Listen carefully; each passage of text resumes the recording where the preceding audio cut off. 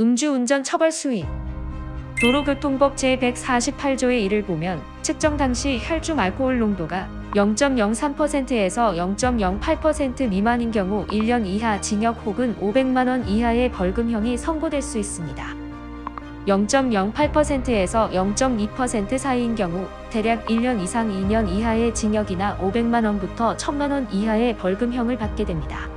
0.2%를 넘어가는 만취 상태라면 징역 5년 이하, 벌금형일 시 2천만 원 이하로 중형이 내려집니다.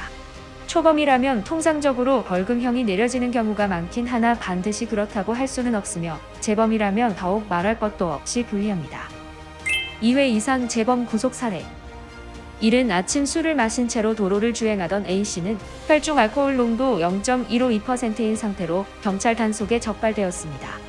이후 단속 절차는 마무리되었지만 A씨는 1시간도 채 지나지 않은 오전 5시경 인근 도로에서 또다시 술에 취한 채로 운전하다가 단속에 걸렸고 결국 공소 사실이 추가되어 재판에 넘겨졌습니다. 관련 법률 규정. 만약 10년 내 2회 이상 상습 음주로 적발된 경우라면 기존보다 처벌의 강도는 더욱 강력해집니다. 도로교통법 제148조의 2 제1항에 따라 처벌이 내려지는데 이때는 0.03%만 넘어가도 1년 이상 5년 이하의 징역형을 받을 수 있으며 법원이 벌금형을 택할 경우 500만 원에서 2천만 원 이하의 벌금이 선고될 수 있습니다. 형사처벌과 함께 받을 수 있는 행정처분. 음주운전이 당사자에게 특히 불리한 이유는 벌금형이나 실형 등의 형사처벌뿐 아니라 면허 정지, 취소 등 행정처분이 뒤따를 수 있기 때문입니다. 게다가 본인 명의 자동차 보험료 할증 등의 불이익까지 얻을 수 있어 초반 대응이 무엇보다 중요합니다. 선처를 받기 위한 참작 사유로는 무엇이 있나요? 기본 양형 자료로는 탄원서, 반성문이 대표적이며 개별적으로는 의료기록이나 부채 증명서, 봉사활동, 가족관계 증명서, 장기기증 서약 등이 활용되기도 합니다. 하지만 이는 이 자체로 범죄 행위에 대한 사실 판단을 하는 자료는 아니며 오로지 현 상황에 대한 정상 참작 정도로 삼는다는 점을 기억하셔야 합니다.